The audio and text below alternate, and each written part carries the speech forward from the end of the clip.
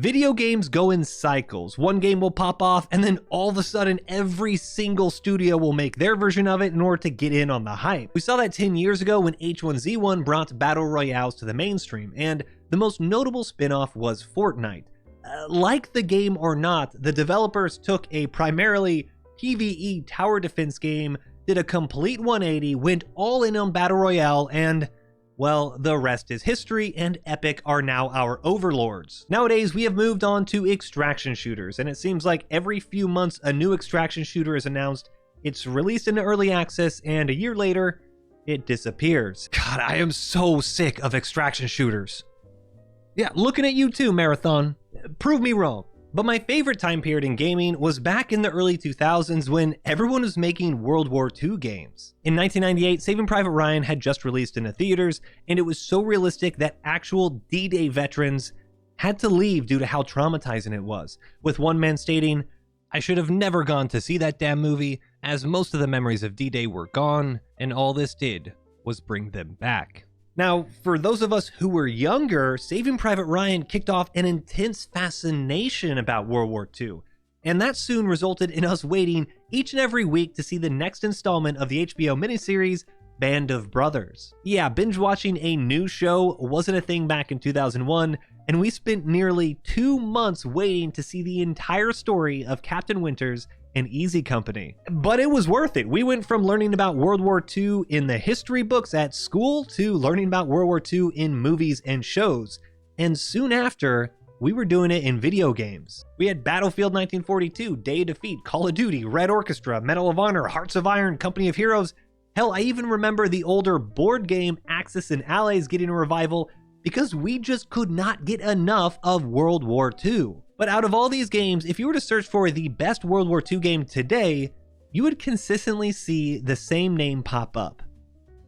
Brothers in Arms. Now, this may be nearly 20 years old, but I think I'd have to agree. Brothers in Arms is arguably one of the best World War II games in history, and I've got the original PC DVD-ROM box to prove it. Also, real quick, can we take a moment to appreciate all the cool stuff that we actually got from physical copies of games? I mean, this is an actual map of everywhere you go in game. It's all the missions, all the locations. Dude, digital copies have nothing on this stuff. But what made Brothers in Arms so good? If people are so nostalgic for it that they are still saying today that it is the best World War II game, then why was the last Brothers in Arms game made nearly 20 years ago? Why wasn't the story continued? What happened to the series? Well, today I want to talk about what made Brothers in Arms so special and why, unfortunately, we may never be able to play it again, and it all starts here. This is Corporal Hartsock, better known as Red, and he's my support team leader. In Brothers in Arms, you don't just play as a soldier in a typical first-person shooter story. Instead, you play as Sergeant Matthew Baker, a squad leader in the 101st Airborne during the invasion of Normandy. Not only are you going to be playing as yourself, but you'll also be required to command your squad mates, and that doesn't mean you simply progress through a predetermined story and everyone is scripted to follow you, but instead, you're actually going to have to physically command them around the battlefield. The fundamental gameplay loop in Brothers in Arms is based around the 4 Fs. Find the enemy, fix them in place with overwhelming firepower, flank the enemy to their exposed side, and then finish the enemy by shooting them. And I'm not even making this up. This is an actual cartoon, kind of in the style as World War II cartoons, of finding the enemy, fixing him, blinking around him, and then finishing him. How do you not love this? You accomplish the 4 Fs by using command actions. After selecting your team, you can then order them to a location, and if there's cover nearby, they'll actually get behind it. You can also order suppressing fire, and they will continually shoot at a location until the enemy dies, or you order them to do something else. And you can even order your team to assault a position where they will fire at the enemy, close the gap, and even get into hand-to-hand combat if necessary. Now, before we get too deep into this, I need to address what I'm sure everyone is thinking right now, and that's, the game looks bad. It does. Now, I know Brothers in Arms looks incredibly dated, and I will honestly say that I don't think the visuals and even the controls really hold up that well 20 years later, but the reason why this series is so loved is because how the developers created a perfect mix of historical accuracy in the story and the actual gameplay. Everything in this game is designed to make you use your squad mates, and it forces you to break that common theme in video games where you're a one-man super soldier just doing everything yourself. The developers even went so far as to make right-click on your mouse not ADS, but squad commands. Yes, right from the get-go, the developers are trying to rewire your brain. You want to immediately take that shot by yourself, zoom in, and kill someone, but instead, they're saying, no, you have all these tools around you. You have 3 other guys that can suppress, someone that can push up and toss a grenade. You gotta use those first. Now, when you do ADS, it's clunky. It just doesn't feel good at all, but that's an intended game mechanic. It's arguably very good game design. There's a lot of weapon sway when you're aiming, and it makes it almost impossible to take shots at longer ranges, which forces you to use your squad to suppress, and then move around yourself to flank the enemy to find that exposed side. This is a very different way to play a shooter game because progress does not depend on how good of a shot you are, but instead how you actually use the tools around you. And the maps are designed in such a way that they help facilitate player freedom in choosing how you want to complete an objective. There are very obvious cover areas such as fences, tipped over farm equipment, or berms, and there's plenty of avenues to flank around. You also have access to the tactical view, which gives you a bird's eye view of the situation and allows you to swap between friendlies, known enemies, and objectives. And this helps give you a better idea of how to actually plan your attack and move your squad. But just because these game mechanics are unique and interesting, that doesn't mean that this is automatically going to be a good game. That's only half of it. The real reason why so many people love this series is how the developers used these game mechanics to help tell the story of Brothers in Arms. Now, just in case this wasn't evident, I'm about to talk about the story of Brothers in Arms, so spoiler alert. You clicked on a video about Brothers in Arms, it's like 40, 50 minutes, an hour long. I don't know how long it's going to be while I'm recording this, but expect spoilers in the story. You got nobody else to blame but yourself. There's your warning. Spoiler alert. Now, there are 3 games in the series, with the first one being Road to Hill 30 and the story of Sergeant Matthew Baker. It starts off 7 days after D-Day with a monologue by Baker saying that he wasn't prepared to be squad leader. And then you're thrown into a chaotic battle where everyone around you is getting killed by swarming Germans. Suddenly, you're thrown to the ground in an explosion, and as you're dazed and confused and collecting yourself, you see another soldier scream out at the enemy. You want me? Fucking take me! Take me!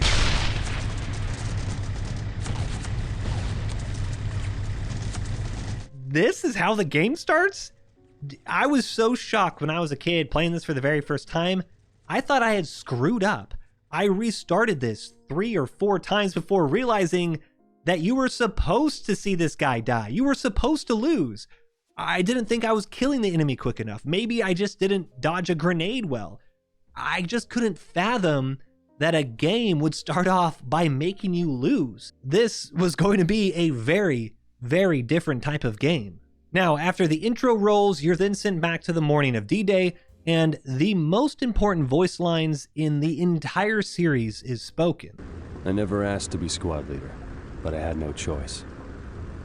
Now I've got 13 soldiers under my command. 13 men depending on me to make the right decisions and not get them killed.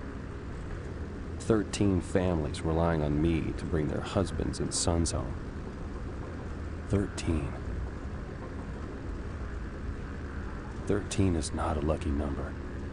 Okay, time out here. So, I'm playing a World War II game where at the end of it, everybody dies, and I'm a squad leader that doesn't even want to be squad leader? What an absolutely dark way to start a video game. And as you're thinking about this ominous beginning, your plane is hit by anti-aircraft fire, and instead of leading your squad out the door, the aircraft itself explodes and you're thrown out into the sky over Normandy. This is such a great storytelling moment, and I really feel like many people may miss it.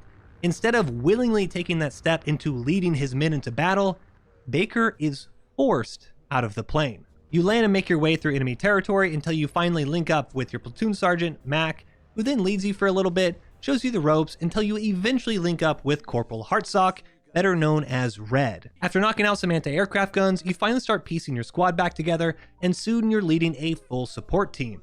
Red is the support team leader with Privates Garnett and Alan with him, and this may sound cheesy, but this is where you start to really connect with the characters in your story. Every time you command your squad, Baker physically yells the order to a team leader, the team leader will respond, and then the team members will begin communicating throughout the fight. This back and forth between your elements is really what makes you start caring for these low fidelity NPC characters, because they're actually responding to what you're asking them to do. And the first time you do lose someone, it actually hits you. A couple hours into the game, there's a mission where you're tasked to knock out anti-glider poles, which were a common obstacle used by the Germans, nicknamed Rommel's Asparagus. As I moved to the field, I took a quick look around, and I just felt like I knew exactly what I had to do and how I was going to do it. But in my rush to get through everything, I completely missed another MG42, and I mistakenly had just ordered my squad to their deaths. It was actually shocking as my men, with zero hesitation, just heard my order to charge an MG42, and seconds later, they were dead. I just kind of stared at their bodies for a few seconds, and I realized that I wasn't upset that they were dead, but I was upset that I killed them. I don't want to be overly dramatic because this is just a game, but the game mechanics and historical settings in the story create a situation that made this extremely pixelated and graphically outdated scene seem very, very real. And this is the magic of Brothers in Arms. Every mission you complete, you just feel like you're becoming a real squad leader, and you're becoming even more capable at keeping your men alive. And that's where you really become fully immersed in everything. You knock out a few more German-held positions, and the story continues with Baker meeting his childhood friend, Sergeant George Reisner, who's a commander of an M5 Stuart light tank. You do get to command this tank for a little bit, which is cool, seeing the tank and infantry gameplay, but unfortunately, not even a day later, George and his tank crew are killed in an ambush outside the crossroads of Saint-Côme-du-Mont, and it's really the first time that someone is truly killed under Baker's command. It being his best friend doesn't help the situation at all, but unfortunately, the war doesn't stop for one death. From here on out, you're in command of two full teams. You have that support team led by Red, as well as a brand new assault team led by Private Corian with Private DeSola, and both of them have Thompson submachine guns, and this is where the game starts feeling so good. It's like you're consistently playing an episode of Band of Brothers or a scene from Saving Private Ryan. You're now in charge of like 6 different people. You're ordering them to suppress, you're flanking around, you're assaulting positions with Tommy guns and grenades, and it just feels so good. It's so fluid, and especially when you sprinkle in all these little cutscenes that give the characters just so much personality, you just start really connecting with everything that Brothers in Arms is giving you. Well, I'm sure the bloodthirsty Nazis will just walk out and hand it to us if we ask them nicely enough. Well, what if we say please? Do you guys ever stop? Only when you take breaths in between all your whining. You trying to say something, Alan? Shut up, both of you! The fight is with the Krauts, not each other. Leggett, you're ranking private, so you take Alan and Garnett with you around the back. Why are we with the boy wonder? Don't even try to argue with me, son. I was kicking ass while you were playing dolls with your sister. Now get moving! After securing the town of Saint-Côme-du-Mont, your platoon sergeant, Mac, orders Privates Garnett and Allen to break off with the radio man, Private Leggett, while you take an assault team to clear out a nearby farm. And this battle is really great. There's intense infantry combat, heavy infantry fighting both around the farmhouse and the hedgerows nearby. You even have tank-on-tank combat, and as you're riding the high of knocking out a Stug, you hear Private Leggett scream out your name. Baker!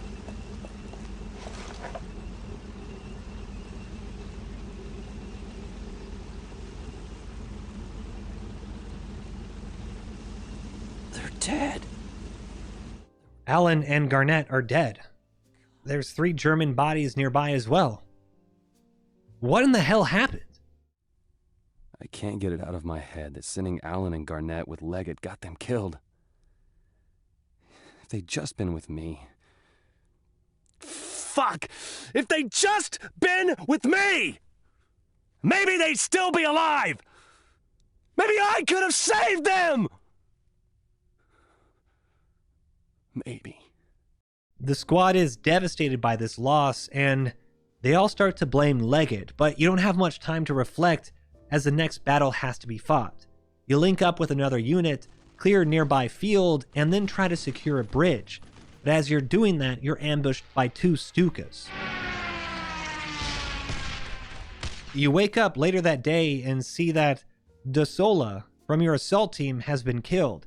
But he hasn't just been killed, he's been mutilated. He's unrecognizable, and this death really gets to Red.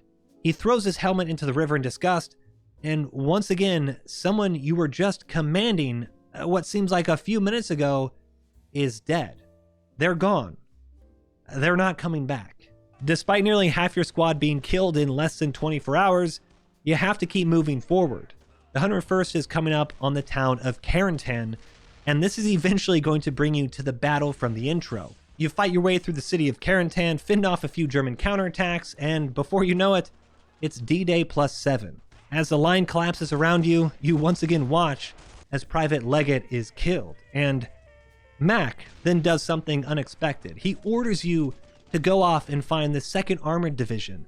We have friendly tanks nearby, but they can't find our line. They have no idea where the enemy is, and you're required to go do it. The moment those tanks rolled in, I felt like the weight of the entire game finally left my shoulders. You now have a better perspective on what happened during that battle than when the game first started, and although of course, unfortunately, men may have died, you really do have a bit of a sense of pride about what you were able to accomplish. In the last scene of Road to Hill 30, Mac promotes Corporal Hartsock to Sergeant Hartsock, and he gives Red his very own squad to command. Now, this may seem cheesy, but I actually felt really proud in this moment. I was proud of Red. I was proud of myself. We kept each other alive. Almost every single time we were in contact, I was yelling Red's name. We worked together through the past week, and he deserved to be squad leader. I was proud of him, and I was happy he got promoted to sergeant.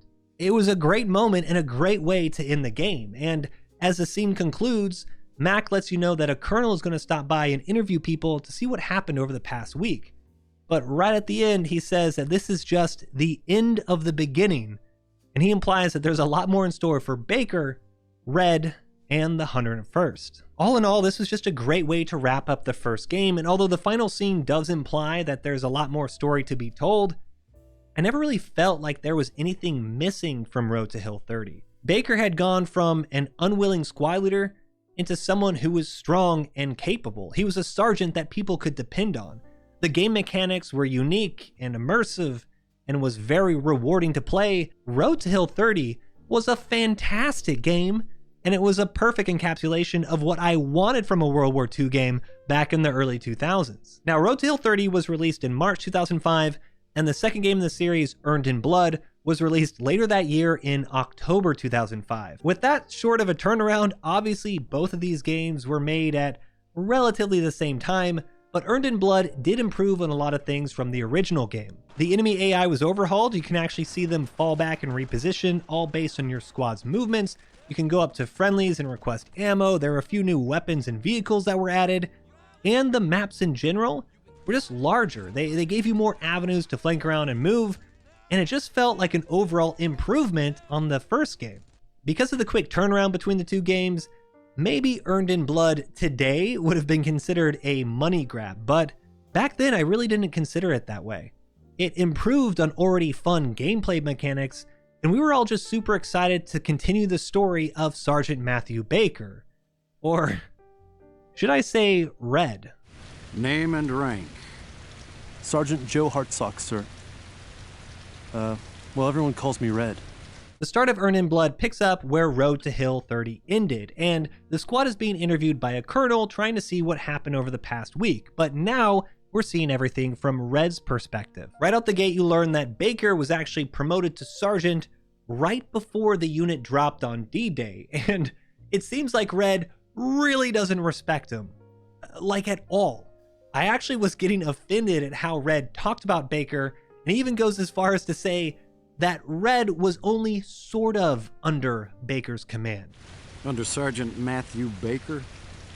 Sort of, yes, sir. Sort of. We were promoted less than 20 days apart. Carentan seemed so minor next to what happened in St. Savor. And your first objective as a sergeant was taking St. Savor? Yes, sir. Excuse me? Dude, I had spent the better part of the past week keeping this asshole alive, and here he is telling the colonel that I actually wasn't a good sergeant? Bro, what the hell? All right, whatever, dude. Let's see what happens. The game officially starts with Red's drop into Normandy, where he then meets up with Corporal Doyle of the 82nd Airborne, and this just reinforces how mixed up the units really were during the actual D-Day operation, as paratroopers were just scattered all over the French countryside. Earned in Blood follows pretty much the same exact timeline as what you saw in Road to Hill 30, but obviously from a different perspective. It's before you link up with Baker, as well as later in the week where you kind of go off and do your own thing, and it's really interesting playing a game that feels so similar, but is so different. And it was really nice to see from Red's perspective, since you learn that although Baker considers him his right-hand man, Red doesn't really feel that way. He feels like he deserved to be the squad leader. Baker didn't. Red feels like this entire thing is a mistake, and he's watching the results of that mistake play out. And he doesn't like it. As you play through the memories of the past week, you eventually talk about Hill 30, the time where Baker ran off to find the tanks of the 2nd Armored Division, and the colonel says that Baker did a good job. I've been hearing a lot of talk around here that Baker saved us at Hill 30, bringing in the 2nd Armored Division and all. That's not what happened. I need armor support now! I mean right now! Leggett saved us. Just no one wants to talk about it. Why is that, Sergeant? Save me! He somehow managed to reach HQ on the radio. They sent the tanks. I can't confirm that. I thought Private Leggett's radio wasn't working. He couldn't receive, sir, but he was transmitting. During this battle, as everything is falling apart, you have to go out and secure the collapsing left flank.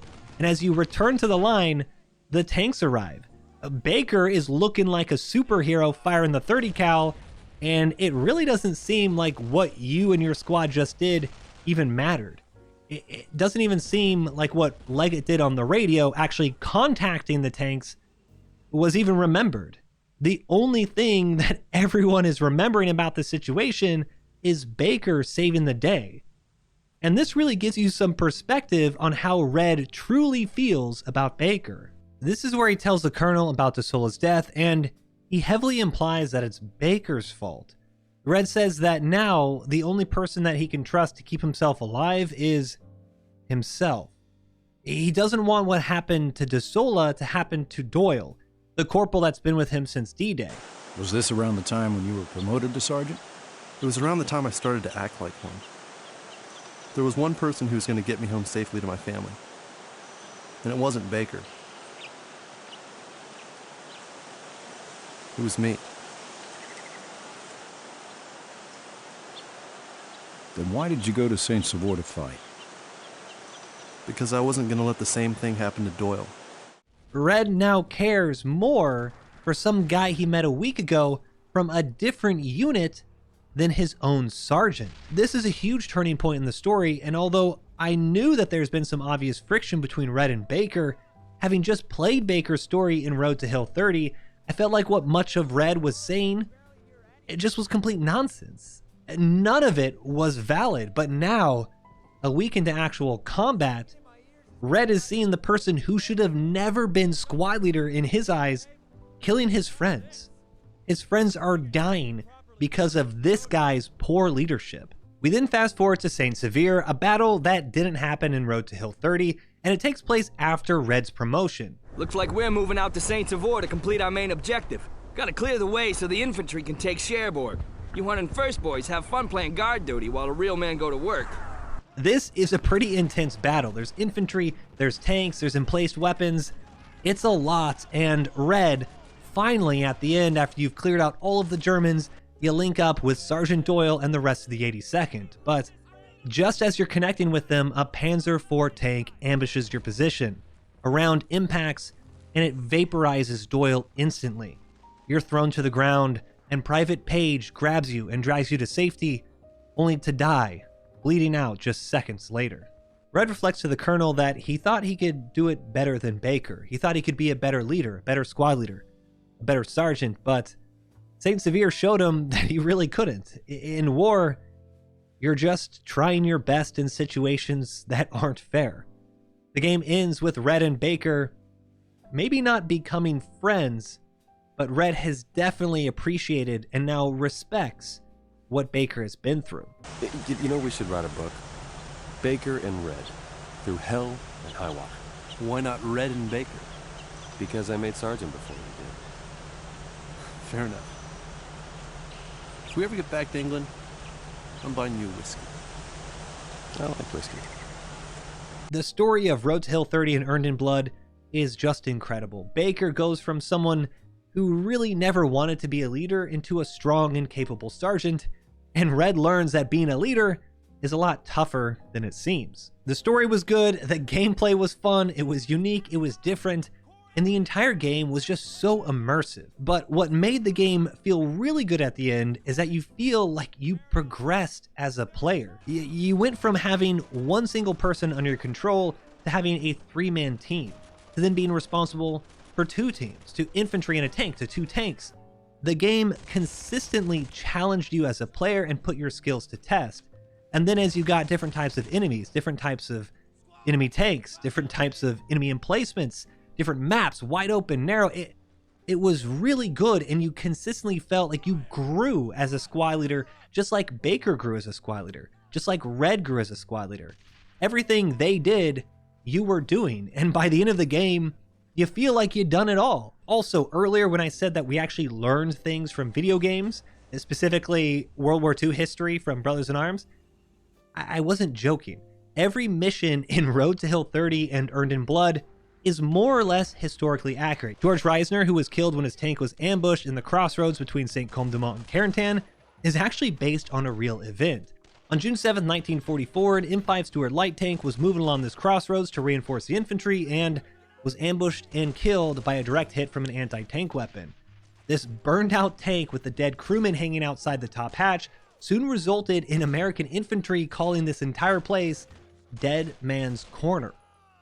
This is the actual title of the mission you play in Road to Hill 30. Depending on the difficulty you complete the missions on, you're rewarded with historical pictures, with letters, and even death notices of what really happened during those first 2 weeks in France. After playing the game, I spent upwards of 2 hours going through these extras, reading what was on the screen, and then diving into crazy Wikipedia pages and just researching things that I thought I already knew. It's more common to find a mission that is historically accurate with documents and first-hand accounts and pictures to back it up than to come across something that is just straight fiction.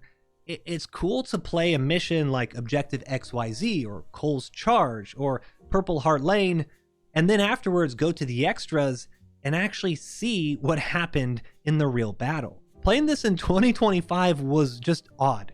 My brain wanted me to say that this game was not realistic because of the graphics, but the about 15 hours of immersive story and the unique gameplay kept telling me otherwise. 20 years ago, myself, my brother, other Brothers in Arms fans, we would play other World War II games to get our World War II fix, but then we'd also dive back into Brothers in Arms multiplayer because we were waiting. We were anticipating that next release in the series, Hell's Highway. I never asked to be squad leader. Baker! Stand in the door! But I had no choice. I can't remember the last time my dreams weren't about everything that happened in Normandy. Dreams I can't forget. Baker!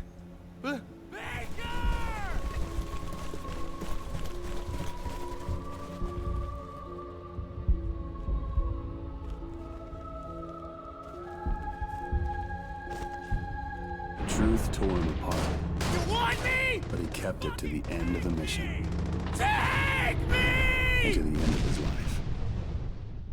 There were heroes born. Holy f***!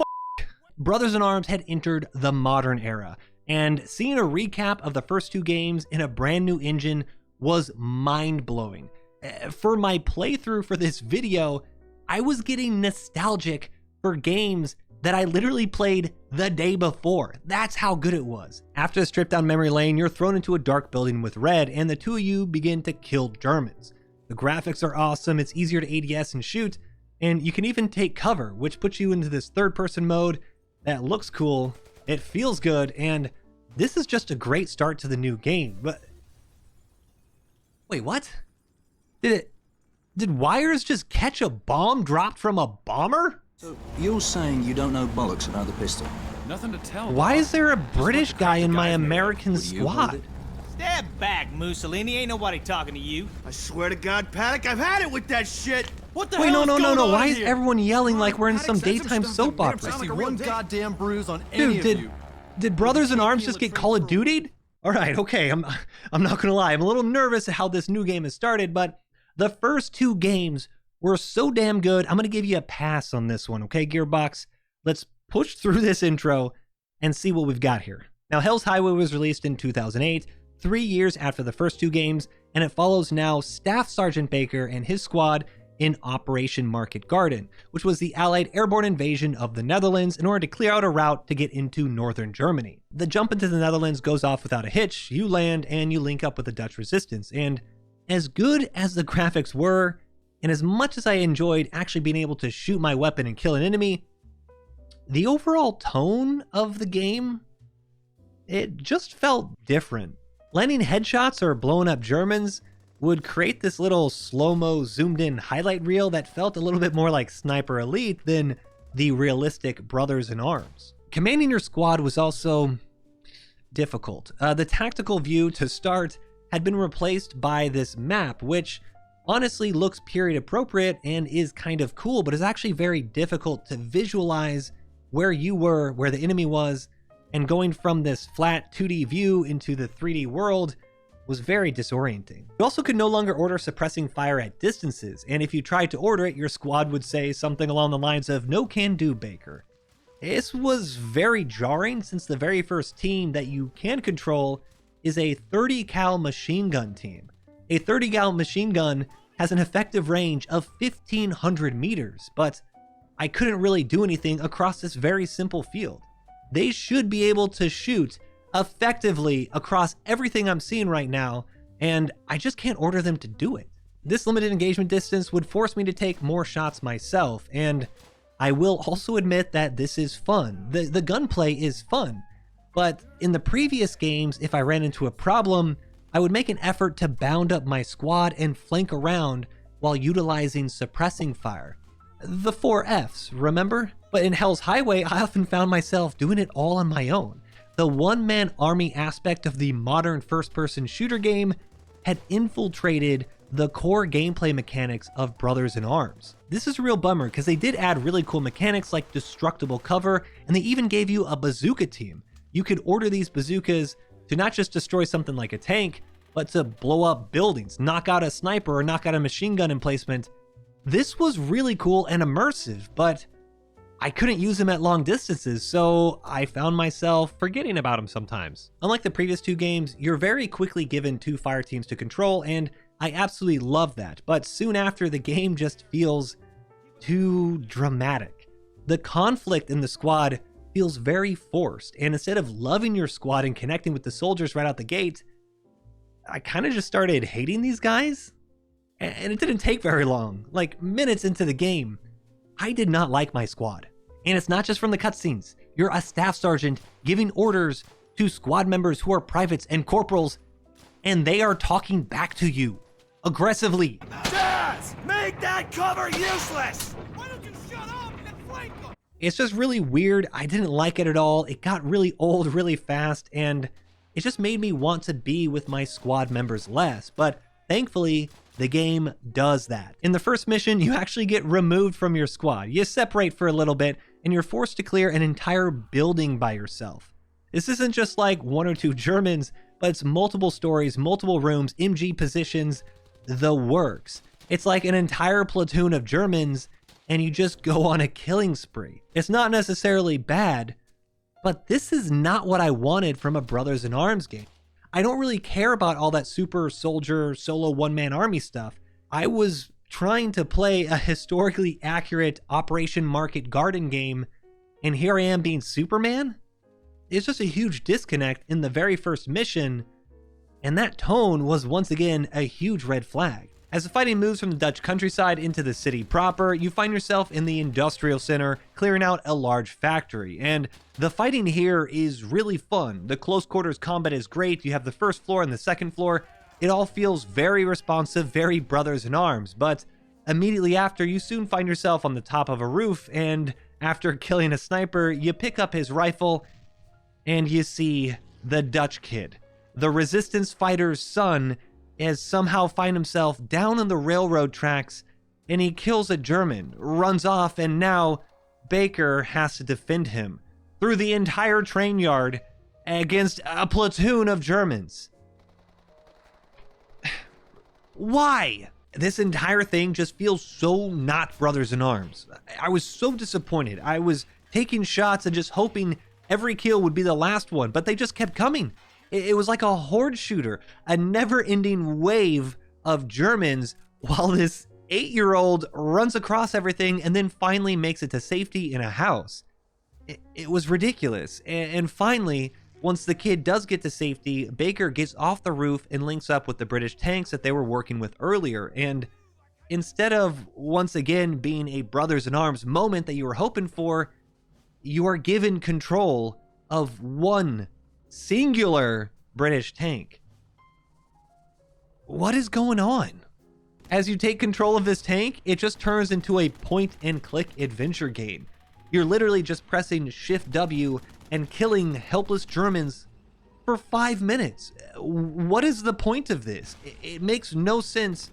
And in a series that rewards players for slowing down and to thinking tactically about the situation, instead we get this.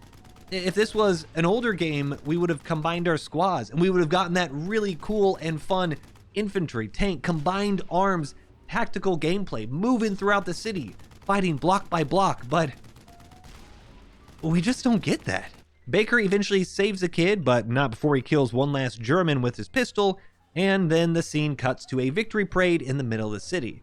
There, Frankie runs off with a Dutch girl to celebrate, and then Private First Class Dawson, the British American, begins asking Red about some of the men who had died. It was about anyone who touched that pistol. They all died. For some reason that doesn't seem to strike anyone else as extraordinarily odd.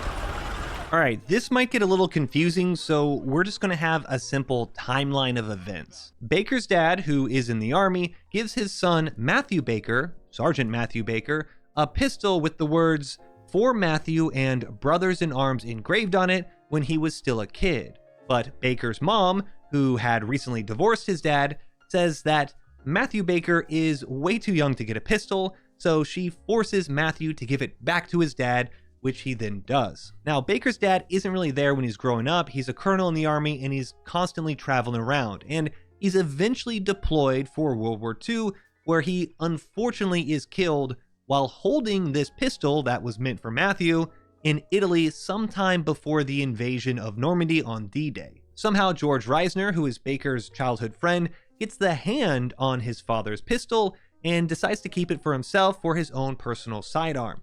But during D-Day, he lands with his M5 Stuart tank, and the next day, he is unfortunately killed, as we saw in the game, in the crossroads between Saint-Côme-du-Mont and Carentan. After clearing the crossroads, Privates Allen and Garnett go up to the M5 tank and they see Reisner's body as well as this pistol laying on the ground. They both pass it amongst themselves for a moment before Private Allen keeps it for himself, and as they go on patrol with Leggett later, they use it, but are unfortunately killed.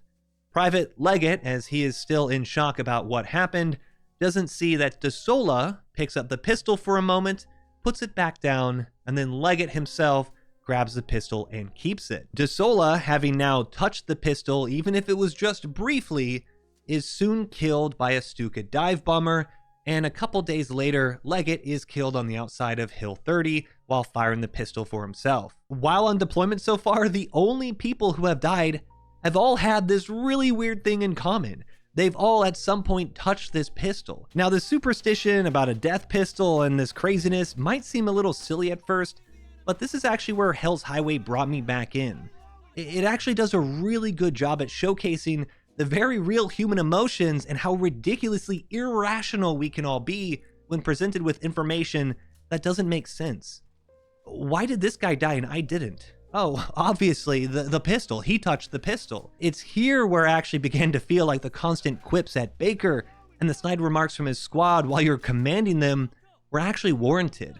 You didn't know it at the start of the game, but as Dawson tells you about the pistol and how everyone thinks that Baker is unlucky, you can actually kind of start to understand why his men would actually kind of hate him right now.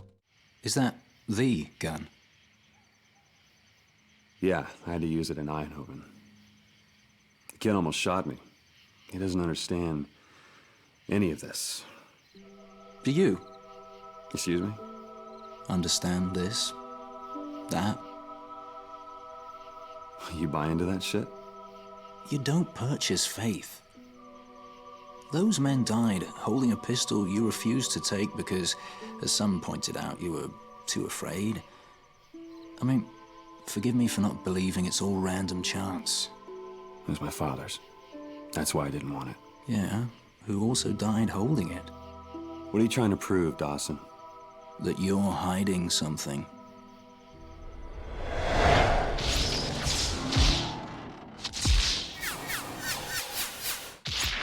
Leg it! Alan! Get the fuck! Baker, I'm sorry. Too many of them. This thing's bad luck. I'm not hiding anything. I talked to someone who would disagree with you. What? Dawson then confronts Baker, but this conversation is soon interrupted by a German air raid, and unfortunately, after one of the most immersive and intriguing story developments in the entire series, we are then immediately given another Hollywood-esque mission. Kraken! I gotta help her! What the hell are you doing? She's in trouble. I'm faster alone. We'll never get to her as a group. Frankie, she doesn't even speak English. She doesn't have to! If you run after her, you will die. And if I don't, then what? Save has been easy one, but let me save this one. Don't! Let me save this one! Frankie, don't. Just one. Frankie has disobeyed orders and he's run into this burning city to save the Dutch girl he slept with. And we, of course, have to go save him.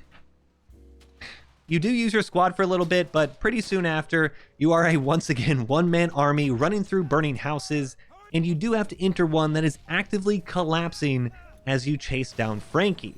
Soon you find yourself on the outside of the hospital where the game started, but this time you're alone. The girl is dead, and soon after you do find Frankie, but he is dying in a stairwell. Now in the real war, as the Americans pushed to secure Eindhoven, the Germans did actually bomb the primarily civilian-controlled city. There were over 1,000 casualties, over 9,000 buildings were destroyed, and American troops did rush in to save all the civilians they could. This entire thing was an incredible effort of selflessness. But Frankie's story makes this seem very selfish. Brothers in Arms, up until this point, has been known to have you play through historical moments. But when you have such an injection of fan fiction into the story, it takes that away. It erodes the credibility of the entire game. And the worst part is that the gameplay for this entire storyline is not what I wanted. There's only a small portion of squad-based tactical gameplay, with the majority of it being one-man army solo firefights, or you're even like action adventure wandering around a building that looks a lot more like Resident Evil. It's just so not what I asked for. Now, I will say there is one redeeming factor here, and that's at the end of the mission. You know, right after the bomb is held by the cable and it saves you. Yeah, right after there. Well, the Germans who were executing Baker aren't actually real. Baker is going insane. This is a hallucination, and Red sees all of that. The next day, Red brings up his concern about Baker's mental stability to Mac, but the platoon sergeant kind of shrugs it off and just says, hey, we gotta saddle up and get ready to liberate the city of Vegel. And this is arguably one of the best combat missions so far in game. But just when you're in the thick of it, you swap back to that solo tank mission. Like, why are you doing this? It's actually driving me insane. Just when you have the perfect moment to challenge the player, to have them progress as a squad leader, to control 2 infantry units, and then also a tank, and to get into some gritty, tough, urban street fighting, they don't. You swap back over to this one-man killing machine where you kill dozens of Germans, you blow up a bunch of buildings, and you even take out like 2 or 3 tanks. And what's worse is that after you do finish the mission, the tank links back up with Baker and Red and everyone, and then rolls off. And Red, in this little cafe, confronts Baker about seeing him lose it. He says that you need to tell everyone what's going on, and the entire squad now knows that Baker isn't all there. Red is questioning his decision-making as a leader in front of everyone. Seconds later, the house is hit by a direct mortar strike, and Red is nearly killed. Back at base, Colonel Sink asks Baker who should step up and become the new squad leader, since nobody knows if Red is going to make it. Who's the right man to take command of 2nd Squad? Corporal Paddock, sir. Are you sure, son? I'm sure, sir. Well, I'll notify him of the promotion. You boys are doing good work. So that's it. Sam, what? Tell me what I haven't done for you, man. Tell me one order I haven't followed to the letter. It's not about that. Then what? Stand down, Sam. Stand down. Stand down. We were corporals together, Matt. And I guess none of that means shit Corporal! To you. What? It's my job to keep you alive. You follow orders or you die. Those are your words. I heard you say them to Frankie. Right to his face, and he died in my fucking arms because you couldn't make him understand. With Red's status still unknown and Paddock leading his own squad, the next day you move out to clear out Highway 69, better known as Hell's Highway. Hell's Highway, the mission Hell's Highway, is awesome. Visually, it looks great. It's nighttime, there's fire everywhere, wrecks. It is so much fun fighting through this road. There's some open areas as you push into the farmhouses, and it really feels like you're getting that squad tactical combat that you were looking for in a Brothers in Arms game. It's unfortunate it took so long to get here, but it is just so much fun. And then halfway through, you get that third team. You got MG, you got support, you got assault. Baker is finally a staff sergeant. You're commanding multiple teams, and it is just so much fun. Finally, Hell's Highway was feeling like the game that I thought it was going to be. As the battle wraps up, unfortunately you learn that Corian has been hit, and it looks pretty bad. You take him back to base to get some aid, and once again, Dawson takes this time to confront you. But this time, it's not just about the pistol. He says to Baker that if he doesn't tell the squad about what really happened to Leggett, then he would. Baker, finally, in front of everyone in his Jeep, tells us the true story of what actually happened to Leggett on D-Day +3. We should head back. Which way is back at this point? The direction your back is facing? Mac said... Jesus, Legs! Are you and Mac married? Do you share a cottage in the summer? Here it comes. Everyone gather around for some macho bullshit. Guys! You know what your problem is, Leggett? You! It's you! My problem is you! No, it's you! Would you two shut the hell up? You can't deal with people! Everyone hates you! Everyone hates me, Alan? Wake up! They hate you too! The guys talk about you behind your back all the time! Even Garnett! Leggett, shut up! There's Germans everywhere! I don't give a shit! Hey, Germans! We're over here! Come kill us! Leggett? If you had half a dick, you would have hit me by now. Give me a reason. How's that for a fucking reason? Jesus, Leggett! Not right now! This is between me and Alan! Shit! Leggett! Alan! Get the fuck... No!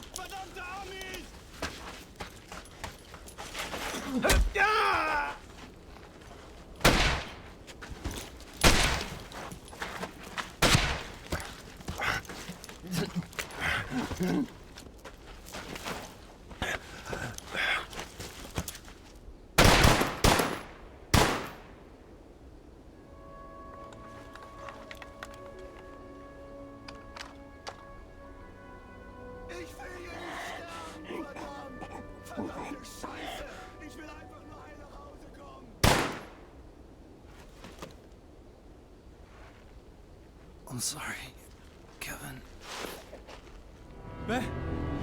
Baker! Leggett, don't ever tell anyone what you just told me. Why? Because they'll kill you.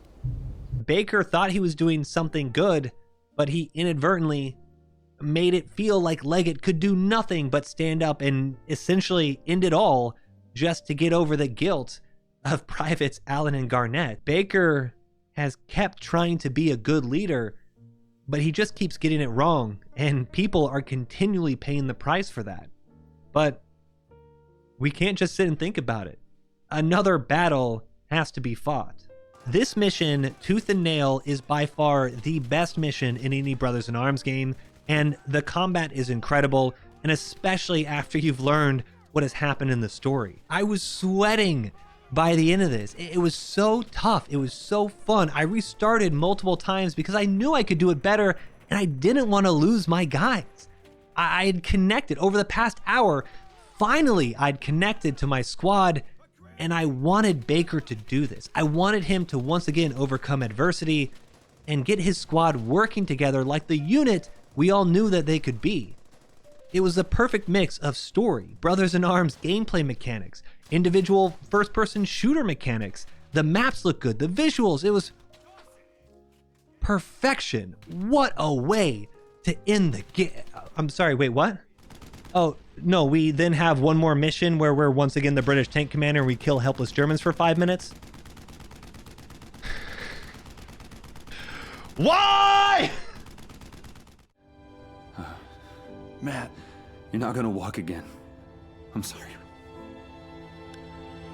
I'm so sorry.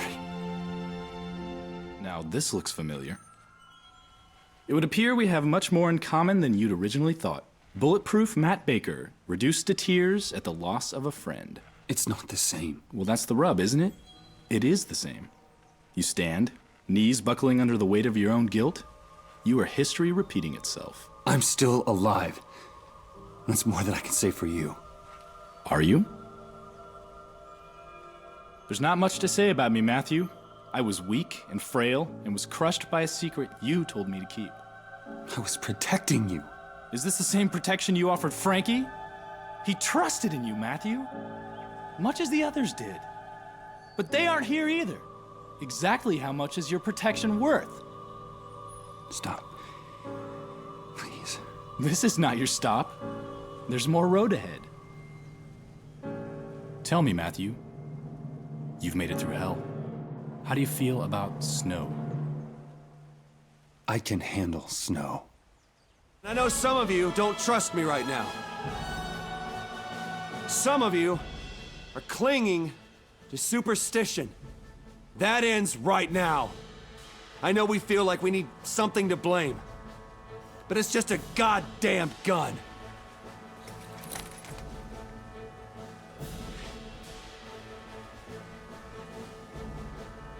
The game ends with a tease that the squad will be going somewhere cold, and the Battle of the Bulge is the most reasonable next mission.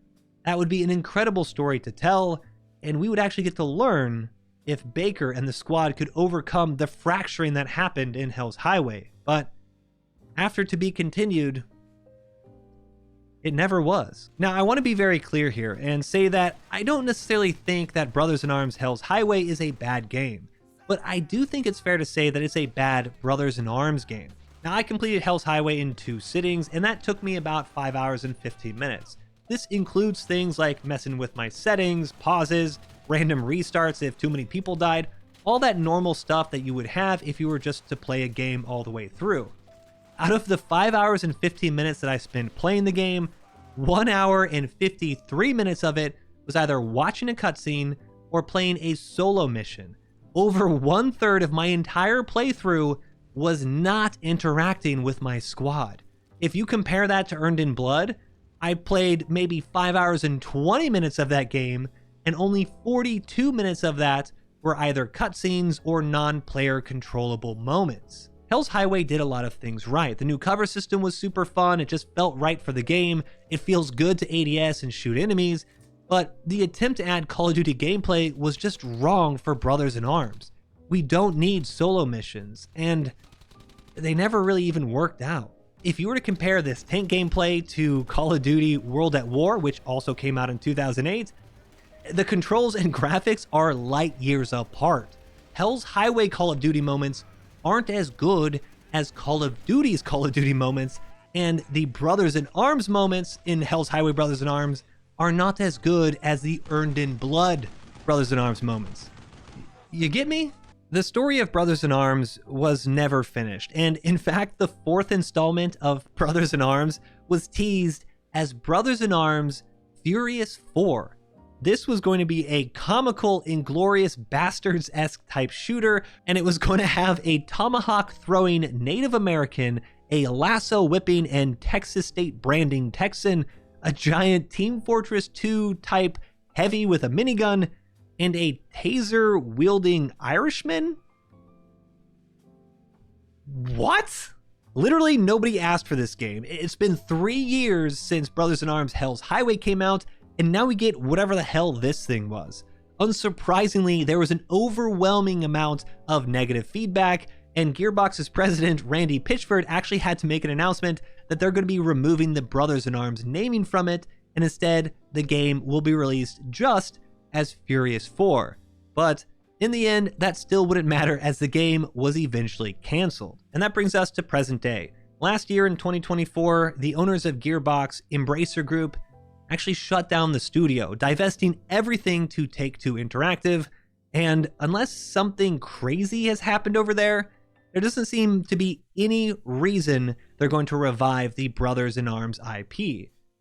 Why would they? Realistically speaking, as much as I love the game, as nostalgic that many fans are, the last game in the series was seen as a modest success, and the 4th title was outright canceled. I think those in charge of the series saw the reception and the result of what they made, and they saw that too. That unfortunately, despite being set up for success with Road to Hill 30 and Earned in Blood, Hell's Highway marked the end of the series. Now, when I was first making this video, I wanted to end it saying that I think there should be some hope that Brothers in Arms would be back. The IP would get revived and people would want to make a game like this again, but I don't think that's true. And I think that false hope is almost worse than just having the memories of these games. If you're looking for a World War II game that does give you a unique take on how it might have been to actually fight as a squad leader during World War II, Brothers in Arms still holds up. It's still worth playing despite all these problems in Hell's Highway. The story is still incredible, and yes, things are dated, but it's still fun. As I mentioned, and I was serious about saying it, the last hour and a half of Hell's Highway is incredible. It's the crescendo for the entire series, and it is just unfortunate that Gearbox never let us have that Battle of the Bulge and the ultimate finale as Baker and his squad move into Germany. Now, am I happy that Brothers in Arms died an early death? No, of course not. I wanted to play a 4th and 5th game, and the Battle of the Bulge would have been incredible, but just look at the history for the past 10, even 15 years of Gearbox and Ubisoft. Those games have gone downhill fast. I think, honestly, that might be for the good that Randy Pitchford ran it into the ground with Furious 4. But looking back, if I want to play a game that's kind of realistic, that has some unique gameplay mechanics, and kind of just itches that part of my brain that nothing else does, I think we're all just better off loading up Brothers in Arms and playing through Baker's story one more time.